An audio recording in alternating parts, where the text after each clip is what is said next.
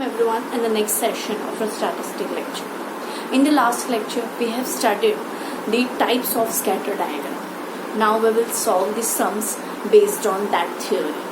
हमने ये सारा देखा था कि किस तरीके से परफेक्ट पॉजिटिव होता है, किस तरीके से परफेक्ट नेगेटिव होता है, किस तरीके से पार्शियल पॉजिटिव होता है, किस तरीके से पार्शियल नेगेटिव होता है और लैक ऑफ कोरिलेशन में।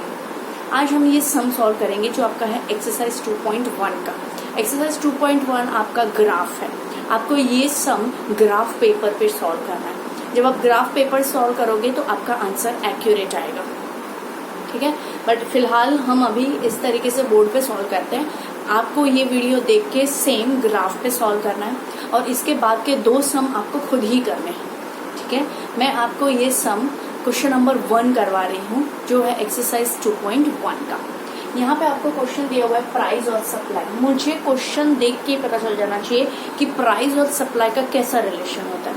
प्राइस और सप्लाई का पॉजिटिव रिलेशन होता है। इसका मतलब मेरा ग्राफ पॉजिटिव यानी upward direction from left to right बनना चाहिए। तो देख लेते हैं किस तरीके से बनता है, ठीक है। पहले हम यहाँ पे एक और चीज, यहाँ पे दो एक्सिस हमारे लास्ट टाइम जैसा ग्राफ होता था वैसा ही है। दो एक्सिस है, ये है वाई एक्सिस और ये है एक्स एक्सिस। ग्राफ का प्रेजेंटेशन परफेक्ट होना चाहिए। एक्स एक्सिस और वाई एक्सिस पे क्या लेना है, सबसे बड़ा क्वेश्चन ये।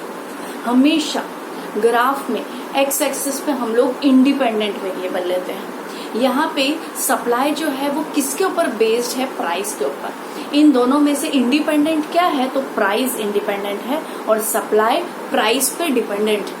तो y पे हम क्या लेंगे, सप्लाई, और x पे हम क्या लेंगे, प्राइस, ठीक है। तो यहाँ पे मैं लिखूंगी प्राइस इन रुपीज और यहाँ पे सप्लाई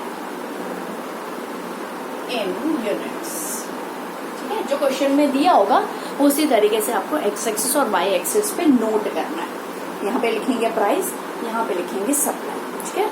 अच्छा, यहाँ पे मिनिमम क्या है एक्स एक्सिस पे, 11 मिनिमम, ठीक है।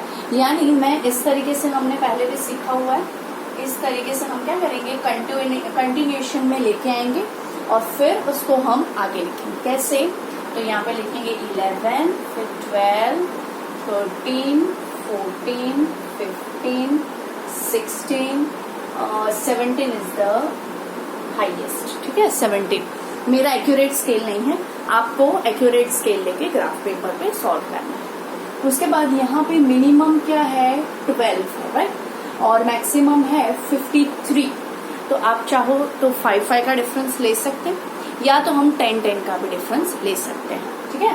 ये 0 होता है तो 0 to 10, 10 to 20, 20 to 30, 30 to 40, 40 to 50 and 50 to 60।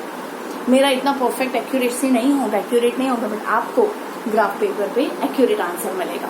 अच्छा, जब 11 प्राइस है, ये प्राइस है, जब 11 प्राइस है तो सप्लाई कितना है, 12, तो समवॉट यहाँ आएगा। हमेशा इस तरीके से आपको राउंड करना है, पॉइंट करके छोटा सा राउंड करना है, ठीक है। उसके बाद जब 12 प्राइस था तो सप्लाई कितना था, 20, तो ये समवॉट इधर आएगा, ठीक है।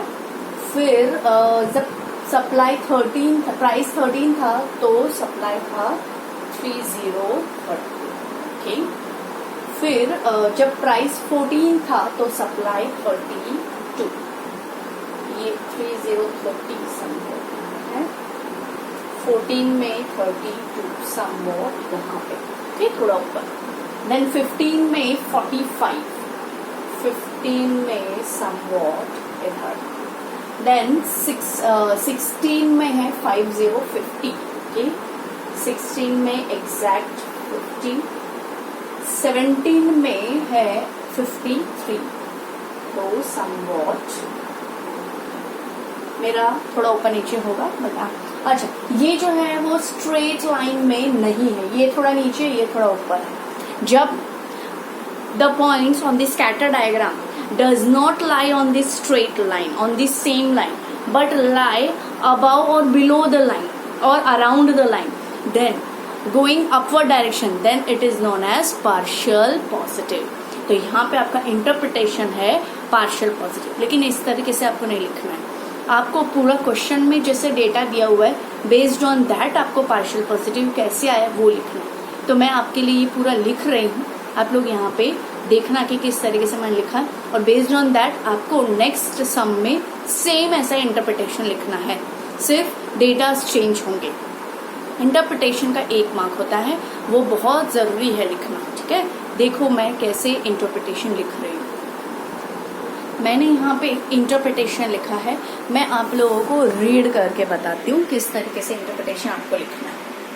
Points on the graph lie around a line which is going in upward direction. ये देखो अपवर्ड डायरेक्शन में जा रहा है, so which is going in upward direction from left to right. ये कैसे जा रहा है, लेफ्ट से right. The change in the price of pen, यानी ये प्राइस जो था ये हमने क्वेश्चन में से देखा है, प्राइस किसकी बता रहा था, पेन।